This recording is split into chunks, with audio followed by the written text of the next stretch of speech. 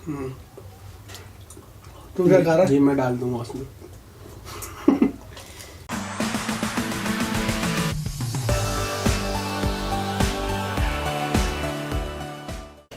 Hello friends, welcome to React Together. I am Vineet.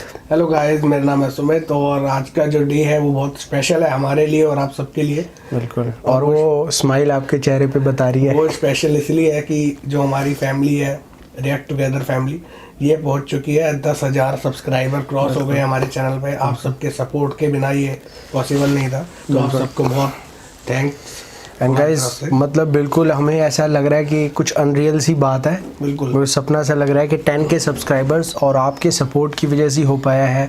जितना positive support आप लोगों का रहा है और जिसकी वजह से हमें चैनल को रन करने में आसानी हुई, क्योंकि हमारा भी कोई ऐसा एक्सपीरियंस तो था नहीं। बिल्कुल रिएक्शन चैनल हमने इससे पहले कोई ऐसा चैनल रन नहीं किया था, बट आप लोगों ने इतना सपोर्ट किया है कि आपने वीडियोस हमें सेंड की, किस वीडियो पे हमें रिएक्शन देना चाहिए, क्या करना चाहिए।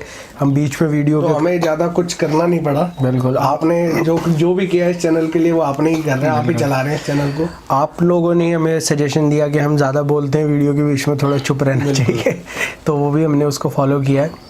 और इस जर्नी के बीच में हमने बहुत सारे अच्छे फ्रेंड्स भी बनाए हैं बांग्लादेश से।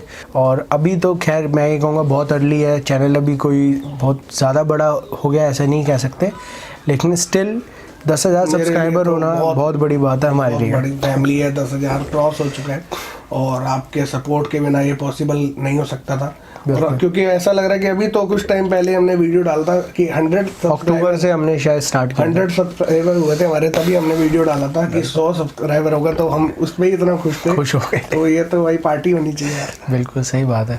तो मतलब जो खुशी उस टाइम पे थी, आई थिंक वैसी खुशी हमें इस टाइम पे भी हो रही है 10,000 होने पे, क्योंकि ये एक तरह से हमारे लिए तो एक माइलस्टोन की तरह है कि 10K सब्सक्राइबर्स। और हमारी फैमिली ग्रो कर रही है, तेज़ी से ग्रो कर रही है। और आने वाले टाइम में हमें क्या कुछ करना चाहिए, क्या कुछ हम अलग कर सकते हैं इस चैनल को रन करने के लिए, उससे जुड़े हो आपकी क्या सजेशंस हैं? क्योंकि हमारे मन में भी कुछ ख्याल आ रहे थे कि 10,000 आप सारी फैमिली हमारे साथ इतने लोग जुड़ चुके हैं, तो क्या हम कोई लाइव स्ट्रीम करें आपसे कांटेक्ट करने के लिए, डायरेक्ट आपसे बात करने के लिए, या जैसे पहले हमने एक वीडियो बनाया था आपके कमेंट्स को लेके वो करें। तो हम भी थोड़ा कंफ्यूजन में है, तो आप जैसा हमें सजेस्ट करेंगे आप कमेंट करके ज़रूर बताएं कि हमें क्या करना चाहिए। तो जैसा आप कहेंगे हम बिल्कुल वैसा ही करेंगे। और आप में से बहुत सारे लोग कई बार नाराज़ भी हो जाते हैं कि कुछ वीडियोस आप बहुत टाइम तक उसका सजेशन देते रहते, हो नहीं पाती है। कुछ प्रॉब्लम्स ऐसी भी हैं और कुछ हमारी तरफ से भी आई थिंक हमें मानना चाहिए कि हम उसको कर नहीं पाते। बिल्कुल, जो इतने सारे सजेशंस आते हैं, इतनी रिक्वेस्ट आती है, हमें टाइम टू टाइम हमें वीडियोस अपनी डालते रहना चाहिए। उसके लिए तो हम हमेशा आपसे माफ़ी चाहते हैं कि कई बार ऐसा होता है, कुछ इश्यूज ऐसे होते हैं कि नहीं आ पाते रेगुलर, लेकिन फिर भी हम कोशिश करते हैं कि रेगुलर रहें। बिल्कुल। कुछ एक्साइटिंग हम सोच भी रहे हैं, कुछ डिफरेंट करने का सोच रहे हैं जो इन फ्यूचर हम चाहेंगे कि हम करें। लेकिन रेगुलर जो रिएक्शन वीडियोस है वो तो आपको मिलते ही रहेंगे। इसके अलावा जो अभी सुमित जी ने बोला कि लाइव स्ट्रीम से जुड़ा हुआ, अब हमें तो ये भी डाउट है, जैसे कभी किया नहीं है यार। हाँ, तो पता नहीं कोई आएगा नहीं आएगा लाइव स्ट्रीम देखने।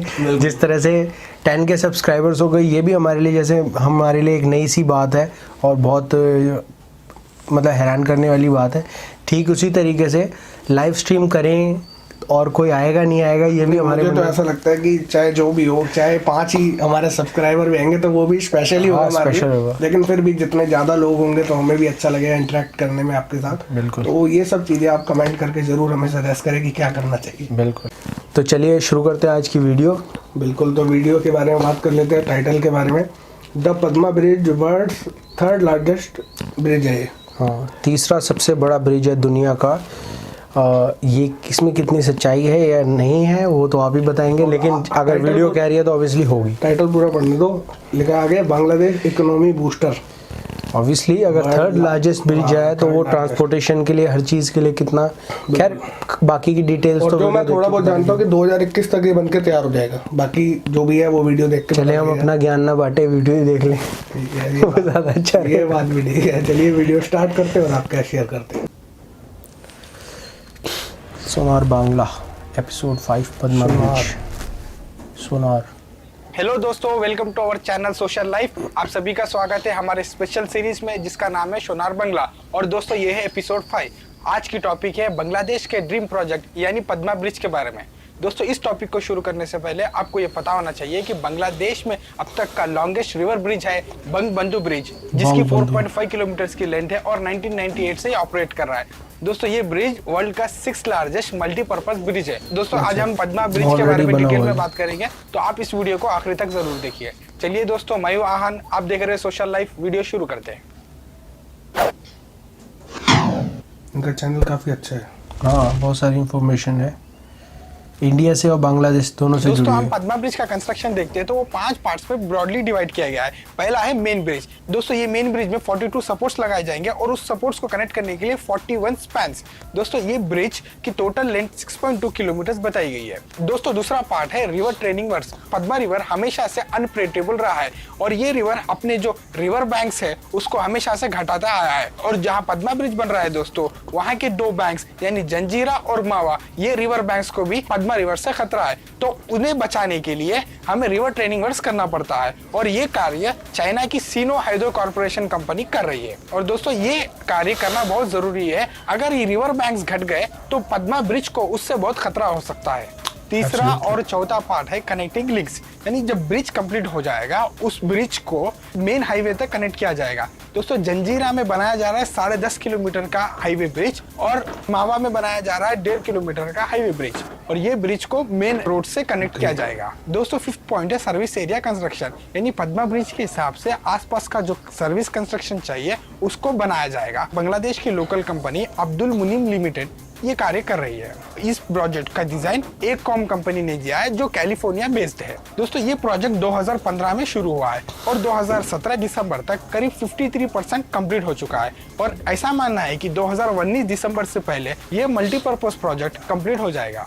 दोस्तों ये प्रोजेक्ट हमेशा से कंट्रोवर्सी में रहा है। इससे पहले वर्ल्ड बैंक फंड करने वाला था, लेकिन एक कैनेडियन फर्म और बांग्लादेशी मिनिस्टर दोनों के बीच में कुछ करप्शन के एलिगेशन सामने आए। वो आने के बाद वर्ल्ड बैंक ने अपनी फंडिंग रोक दी, लेकिन कुछ दिनों के बाद उस कैनेडियन फर्म के ऊपर जो भी एलिगेशंस लगाए गए थे कैनेडियन कोर्ट ने हटा दिए।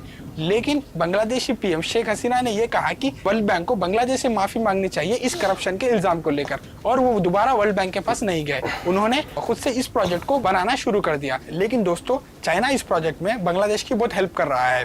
चाइना करीब 70% इस प्रोजेक्ट को इन्वेस्ट कर रहा है और चाइना की मेजर ब्रिज इंजीनियरिंग कंपनी इस प्रोजेक्ट को बना रही है। दोस्तों ये प्रोजेक्ट का टोटल एस्टिमेशन कॉस्ट है $3.8 बिलियन और इसमें से करीब $2.4 बिलियन चाइना लगा रहा है। ये पूरा प्रोजेक्ट 2019 दिसंबर तक हो जाएगा। दोस्तों ये प्रोजेक्ट कंप्लीट होने के बाद ये वर्ल्ड का 3rd लार्जेस्ट मल्टीपर्पज ब्रिज बन जाएगा। और दोस्तों ये प्रोजेक्ट कंप्लीट होने के बाद करीब बांग्लादेश के 30 मिलियन लोगों की लाइफ को ये अफेक्ट कर सकता है और 30% की लैंड एरिया इससे डेवलप हो सकती है। दोस्तों इतना ही नहीं, ये प्रोजेक्ट बन जाने के बाद जो बांग्लादेश की जीडीपी जो अब 7% से ग्रो हो रही है वो 8 और 8.5% से ग्रो हो सकती है। दोस्तों हम आशा करते हैं कि ये प्रोजेक्ट जल्द से जल्द कंप्लीट हो और बांग्लादेश की इकोनॉमी और तेजी से ग्रो हो। इतना ही नहीं, आप इस ब्रिज के बारे में क्या सोचते हैं और आपको ये वीडियो कैसा लगा नीचे हमें कमेंट में बताइए। वीडियो अच्छा लगा तो लाइक कीजिए और हमारे चैनल को सब्सक्राइब करना ना भूलें। वीडियो देखने के लिए बहुत बहुत धन्यवाद। Thank you. सो गाइस बहुत ही इंफॉर्मेटिव वीडियो था। हालांकि वीडियो थोड़ा सा पुराना जरूर था, लेकिन इंफॉर्मेशन इन्होंने काफ़ी कुछ दे दी। डिटेल में बता देते हैं ये, तो इसलिए इनकी मेरे को चैनल बहुत अच्छा लगता है। तो लेकिन आपने वीडियो स्टार्ट होने से पहले बोला था कि ये पहले बनने वाला था, अभी बना नहीं है। ये 2021 मैंने कहीं ऐसा पढ़ रहा था ना कि अभी शायद नहीं हो पाया होगा, या फिर हो गया तो आप लोग बता देंगे कि कहीं मैंने पढ़ा कि 2021 में ये कंप्लीट होगा, ओपन हो जाएगा यानी कि। अच्छा, मतलब 2019 की जो थी डेडलाइन वो बढ़ के अब 21 तक पहुंच गया, या जितना मेरे को लगता है वो होना बिल्कुल पॉसिबल हो सकता है। क्योंकि अगर वर्ल्ड बैंक जैसे हम देख रहे थे कि कुछ इश्यूज रहे हैं, क्योंकि 2015 से स्टार्ट हो चुका था, फिर थोड़ा सा इशू हो गया तो लेट हो गया। अब देखिए उन्होंने ये कहा कि कनेडियन कोर्ट्स के अंदर वो जो भी चला उसका केस, वहाँ पे मतलब बांग्लादेश को उस क्लीन चिट मिल गई। उसके बावजूद फिर उन्होंने दोबारा लोन नहीं लिया। उन्होंने कहा भाई पहले या तो आप माफ़ी मांगो, जो अपोलोजाइज करना ही चाहिए उनको, जो कि आप ऐसे ही किसी कंट्री पे एलिगेशन नहीं लगा सकते। अगर आपने लगाए हैं और वो प्रूव नहीं कर पाए तो आपको सॉरी तो बोलना बनता ही है।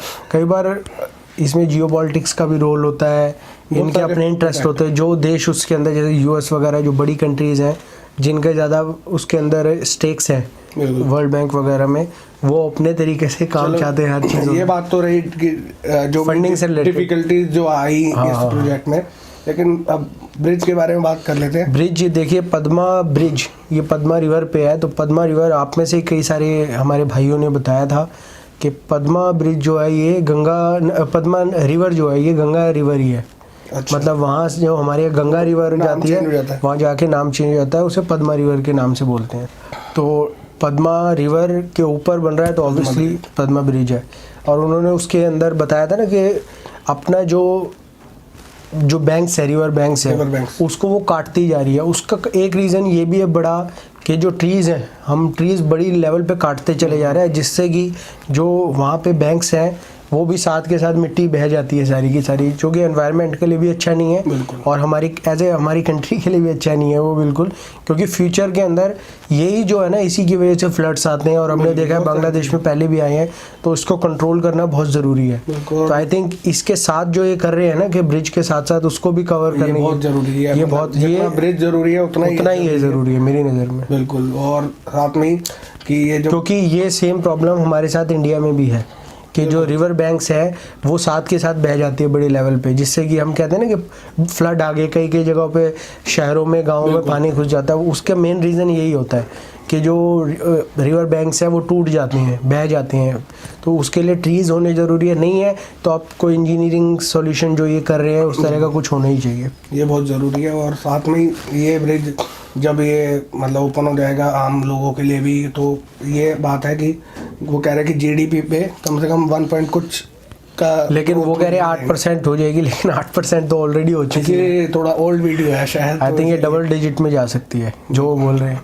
हालांकि देखिए, मैं इसको नहीं मानता कि एक प्रोजेक्ट से ही इतना ज़्यादा हो जाता है। कह सकते हैं अगर इससे कोई बड़ा कनेक्टिविटी का ये सोर्स होगा तो कह सकते हैं, लेकिन जो ओवरऑल जो जितने भी प्रोजेक्ट्स बन रहे हैं, विनीत जी आप ये देखिए ना कि वर्ल्ड का थर्ड लार्जेस्ट तो उसकी अहमियत, इम्पोर्टेंस है उसकी, वो इसीलिए बन रहा है, उसका सब सोच समझ। लेकिन 1% बढ़ जाना सिर्फ एक ब्रिज की वजह से वो थोड़ा ज़्यादा उन्होंने करके बोल दिया। क्योंकि ओवरऑल जितने भी प्रोजेक्ट्स बन रहे हैं हमने देखा है ना, और भी ऐसे ब्रिजेस बन रहे हैं वहाँ पे, और ट्रांसपोर्टेशन से इकोनॉमिक जोन बन रहे हैं, वो सब मिल के होता है, खाली एक प्रोजेक्ट उसमें से एक फैक्टर मोस्ट इम्पोर्टेंट फैक्टर हो सकता है, क्योंकि इतना बड़ा ब्रिज, इतना बड़ा प्रोजेक्ट है ये, तो बांग्लादेश के लिए बहुत अच्छी बात है। और आप ग्रोथ करेंगे तो इसमें कोई शक नहीं है। बल्कि मतलब ऑलरेडी अगर 8% पे है तो ये डबल डिजिट में चला जाएगा, 10% भी हो सकता है, 11 भी हो सकता है, जो कि सीरियस ग्रोथ होगी अगर वो हो जाता है। तो मतलब इंडिया तो बहुत टाइम से सोच रहा है कि हम डबल डिजिट में जाए, बहुत मुश्किल हो जाता है। चलिए अगर हो जाता है तो हम तो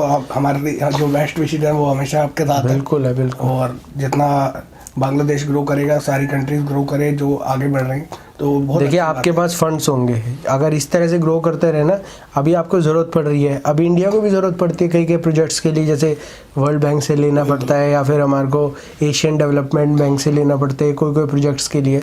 तो ये डिपेंडेंसी भी हमारी चली जाएगी, हमें चाइना से ना ही लेना पड़े, क्या पता हम अपने आप से ही आगे आने वाले टाइम में फ्यूचर प्रोजेक्ट्स बना लें। तो ये सीरियस ग्रोथ है 8% 10% की, और ऐसे प्रोजेक्ट्स तो उसके लिए बहुत ज़रूरी हैं। तो चलिए फिर मिलते हैं आपसे ऐसी और वीडियोस के साथ, तब तक के लिए खुदा हाफिज़।